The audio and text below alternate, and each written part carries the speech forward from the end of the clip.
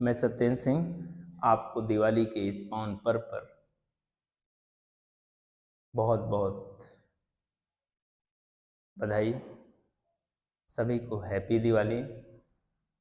और ये दिवाली हमारे समाज, हमारे देश, सभी के घर परिवार और आपके व्यक्तिगत जीवन में ढेर सारी खुशियाँ, खुशियों के लिए संदेश, चुनौतियों से निपटने के लिए एक नए रास्ते की तलाश, इन सारी चीज़ों का समग्र स्वरूप इस दिवाली में छिपा हुआ है। दिवाली खुशियों का त्यौहार कम, ये संघर्ष को ज़्यादा बताता है। कहते हैं कि इस दिन श्री रामचंद्र जी, जिन्हें एक धार्मिक नायक के रूप में देखा जाता है, वो अयोध्या वापस आए हैं। संघर्ष करने के बाद अयोध्या वापस आए। संघर्ष किए, बहुत सारी चुनौतियां हुई, सीता का अपहरण भी हुआ, रावण ले गया। सीता का यदि धार्मिक दृष्टिकोण से अगर हम विश्लेषण करें, उससे कहीं ज़्यादा यदि हम साहित्यिक स्वरूप में सीता को देखें, साहित्यिक स्वरूप में राम को देखें और उसे साहित्यिक स्वरूप में समाज से जोड़ें, तो हम कुछ बेहतर चीज़ें समझ सकते हैं। सीता का अपहरण हुआ। सीता का मतलब यही होता है कि वर्तमान स्वरूप में शक्ति से, वर्तमान स्वरूप में सुरक्षा से, वर्तमान स्वरूप में उसकी जो आवश्यकता है, उन चीज़ों से जब कोई व्यक्ति कमज़ोर होता है, तो कोई ऐसा व्यक्ति जो ताकतवर होता है उसका अपहरण करता है। इन्हीं बातों को समझने के लिए, इन्हीं बातों को बताने के लिए मैं अपने शब्दों में आपके सामने आया हूँ। दिवाली की बहुत सारी चीज़ें हैं, लेकिन हमें त्योहारों के द्वारा अपनी समस्याओं, अपनी चुनौतियों से निपटना सीखना होगा। आज हमारे देश में सबसे बड़ी जो समस्या है, राजनीतिक शुचिता की है। आज हमारे देश में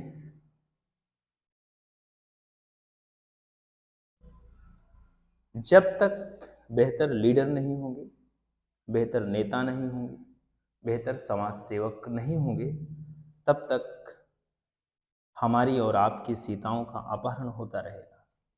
वह अपहरण हो सकता है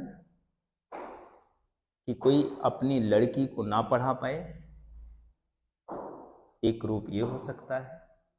कोई अपने बच्चे को इंजीनियर ना बना पाए, डॉक्टर ना बना पाए, वो लड़का सक्षम है, इसके बाद भी संसाधनों के अभाव में वह दूरी ना तय कर पाए, वह उस स्तर पे ना पहुंच पाए, वह भी सीता का अपहरण है।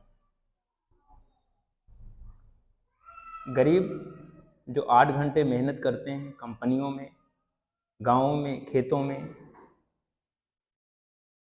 पूरी क्षमता के साथ कार्य करते हैं, लेकिन इसके बाद भी यदि उन्हें एक तय मानक पर वेतन ना मिल पाए, उनके पास रहने की सुविधा ना हो, और इतना ही नहीं, यदि उनके पास स्वास्थ्य की, शिक्षा की सुविधा ना हो, तो यह भी सीता का अपहरण है। महिलाओं के संदर्भ में यदि मैं बात करूं, तो आज भी गांवों में महिलाओं के लिए अस्पताल की सुविधा नहीं है भी तो बहुत कम।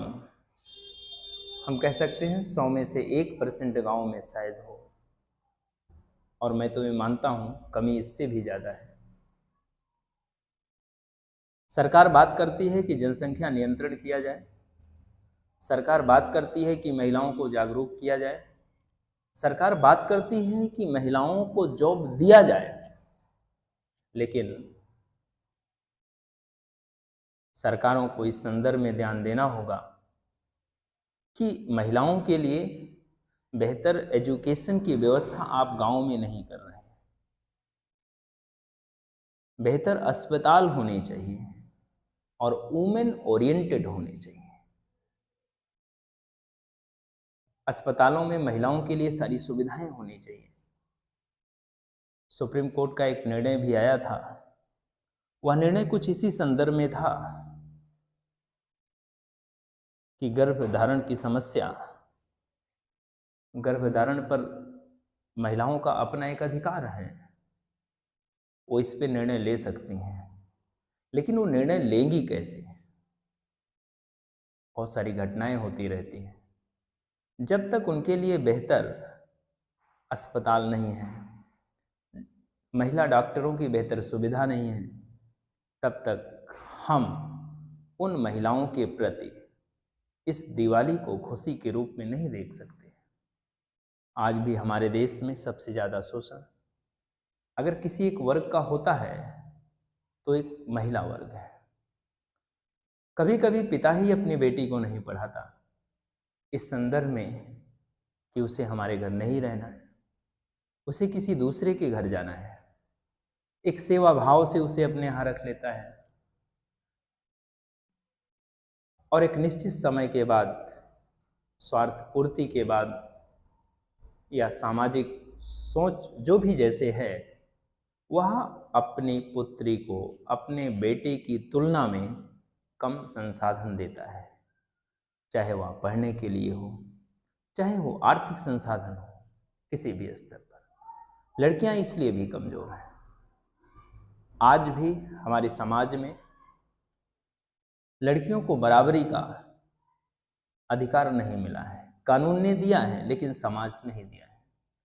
जब तक समाज उन्हें बराबरी का अधिकार नहीं देगा, तब तक लड़कियों को आगे बढ़ने का वह मौका नहीं मिल पाएगा। तब तक उनकी बातें समाज में प्रभावी रूप से सफल नहीं हो पाएंगी। हमें ये भी ध्यान रखना चाहिए, आज हमारे यहाँ महिलाएं हर क्षेत्र में आगे बढ़ने का प्रयास कर रही हैं, लेकिन उस प्रयास में उनके सामने सबसे बड़ी चुनौती है उनकी सुरक्षा, सबसे बड़ी चुनौती है उनका स्वास्थ्य, और सबसे बड़ी चुनौती है समाज की विकृत मानसिकता। हम इसे कैसे दूर करें जिससे यह दिवाली उनके लिए बेहतर हो? हमें भी सोचना चाहिए, आपको भी सोचना चाहिए। वर्तमान में सरकारों के द्वारा सरकारी नौकरियों में आरक्षण का जो अनुपात है महिलाओं के लिए, ठीक है, सरकार प्रयास कर रही है, लेकिन यह प्रयास केवल सरकारी नौकरियों तक सीमित रहकर अगर रहेगा तो महिलाएं कभी भी उस स्तर तक जो पैमाना समाज में होना चाहिए बराबरी का, वो नहीं पहुंच पाएंगे। आज भी गांवों में बेरोजगारी की सबसे बड़ी समस्या है। आज गांवों में जॉब क्रिएशन बहुत बुरी हालत में है। हमें इस पर विचार करना चाहिए। हमारे समाज के पिछड़ने का एक सबसे बड़ा कारण जो है वो हमारी सोच भी है। मेरे को याद नहीं आ रहा है, हिंदी साहित्य के एक लेखक हैं, एक लेसन है कि ईर्ष्या मेरे मन से नहीं, ईर्ष्या न गई मेरे मन से, इस चैप्टर का नाम है। उसमें ही बताया गया है कि ये जो ईर्ष्यालु प्रवृत्ति है, ये घर को, ये परिवार को, ये समाज को नीचे ले जाती है, और परिवार से ही समाज का निर्माण होता है, समाज से देश का निर्माण होता है। हमें इस प्रवृत्ति से अपने आप को दूर रखना होगा, सर्वधर्म समभाव की भावना से आगे बढ़ना होगा। लेकिन आज हम देखते हैं कि त्योहारों को एक दायरे में रख दिया जाता है, त्योहारों को धार्मिक बना दिया जाता है।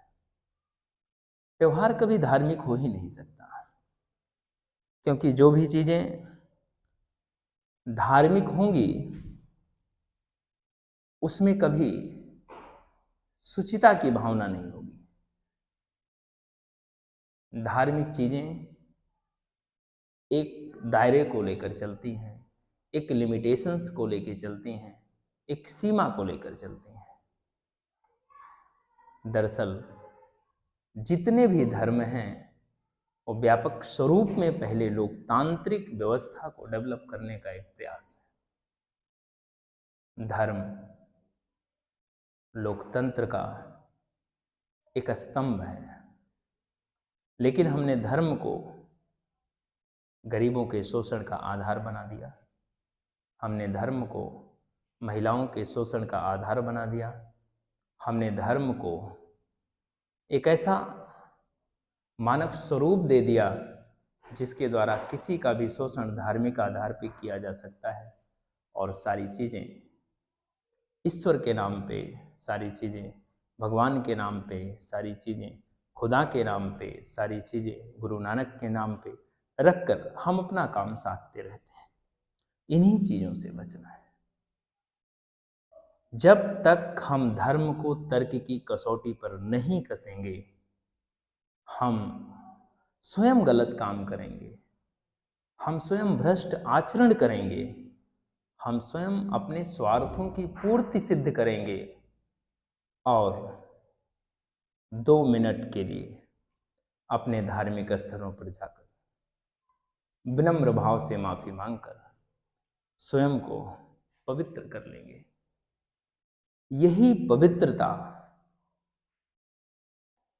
यही पवित्र होने का तरीका हमें गरीबी से जकड़े हुआ है। हमारे लोकतंत्र को, हमारे देश को कहीं ना कहीं कमजोर भी करता है। धर्म का शाब्दिक अर्थ यही होता है कि सभी को लेकर, समाज में सभी को लेकर कैसे आगे बढ़े। यदि मेरे कार्यों के द्वारा किसी को ठेस पहुंचती है तो धर्म का ऐसा कार्य लोकतंत्र की स्थापना नहीं कर सकता। लोकतंत्र की स्थापना में बाधक है, लोकतंत्र के विकास में बाधक है। और जहां भी लोकतंत्र के विकास में बाधा है वहां पे शुचिता नहीं है। जहां पे शुचिता नहीं है वहां पे धर्म का फिर कोई पर्याय रह नहीं जाता। आज दीपावली के इस शुभ अवसर पे शिक्षा के क्षेत्र में हम देखते हैं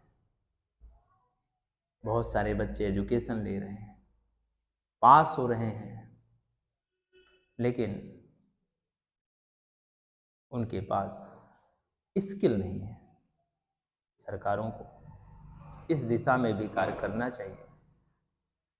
ये सरकारें इस चीज को बिना सोचे हुए दिवाली मना रही हैं तो वह वास्तव में अपने स्वार्थ की पूर्ति कर रही हैं।